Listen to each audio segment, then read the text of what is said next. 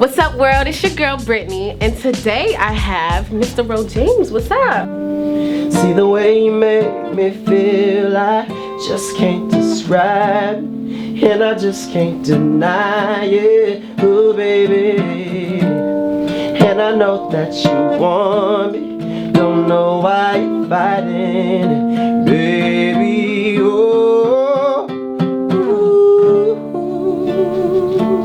So you just performed for us. You made all the girls in the office go crazy. good. Now they're like all on the hunt for all your music. Good. But tomorrow's a big day for you. Yeah. Your Cadillac EP drops tomorrow. So kind of tell me about it. Cadillac is about the journey. My project is called Coke, Jack, and Cadillacs. Coke represents the women, Jack represents the guys, and from a guy's perspective on love and life. And Cadillac is about the journey, struggle, whatever it might be. Right. So why are the women Coke? Is it because they're like addicting or? All of that. Classic, addicting, Coke shape, like all of that. Okay. Yeah. I like that. Yeah. So Cadillac is the final installment to your 3-part series. Right. So kind of like when you were making this project, was it initially going to be a 3-part series to you, or like when you were first writing, or was it kind of like, did it come naturally, I guess?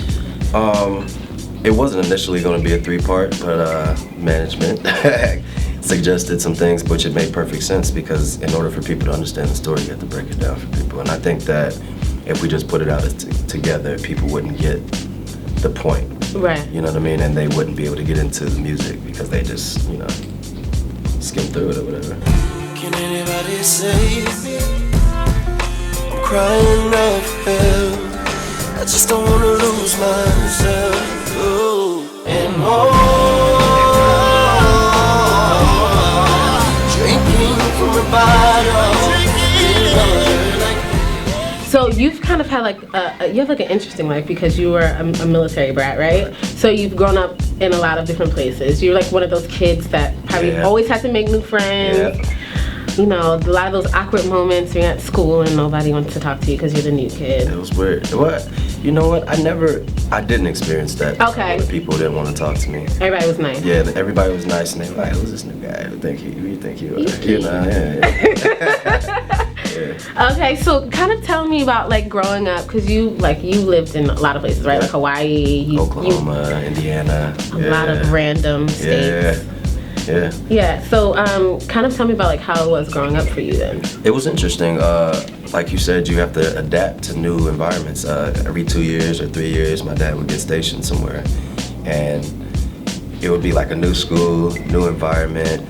But I would always come back to New York because this is home. So when did you like realize that you had like a gift and ability to sing? And I knew I could sing young.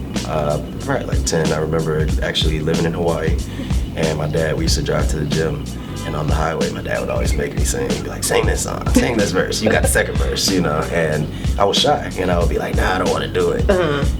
My dad's a pastor, so he sung, and he would try to make me sing in church, and I would never sing in church, but behind the scenes, I would always just sing, and I would emulate like Donny Hathaway, and Prince, and Stevie Wonder, and Johnny Cash, those type of people, David Bowie, trying to learn how they use their voice and how to do the things that they were doing, which actually helped me in the end because it gave me the ability to maneuver and to do different things with my voice.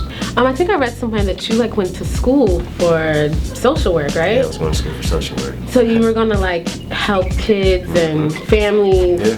What was it about, I guess, social work that, kind of wanted to go study and... Yeah. Well, my mom is like really, she always has kids and stuff around. And my mom actually teaches Sunday school at church. So it's like, it's always kids around, and I always knew the stories and the things that certain people was going through. And I was like, dang, that's sad, So I guess I kind of like naturally went into it. Right. Because I appreciate it and I wanted to be a help to it.